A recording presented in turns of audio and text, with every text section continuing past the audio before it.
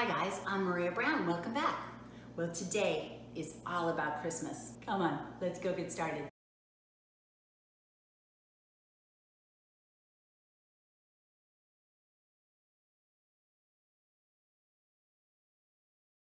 Okay, this is really easy to make this bark.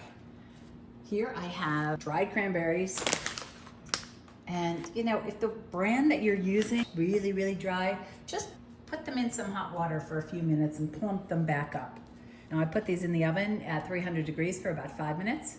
Now use whatever chocolate you like. I like to use dark chocolate. Now remember, this is going to be all about the flavor of the chocolate that you use. I like the 72% dark chocolate, but if you don't like dark chocolate, use milk chocolate. Really, you could even use white chocolate. Use whatever you like. Now all you do, spread the nuts right on top. Now here I've got the nuts mixed in. I melted this chocolate over a double boiler, and now I'm just going to spread it on. I'm going to go ahead and spread it all around, and then I'll spread it as thinly as I can and try and get all the way into the edges. And just trust me, if you're going to try and make this for Christmas, but you make it a week or two before, it's not gonna last. It's gonna be gone.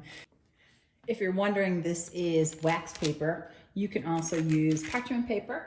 Okay, so that's all spread, and you just wanna make sure that everything is mixed in. You don't have any big spots with nothing in it. And then I'm just going to go and sprinkle a little bit of sea salt.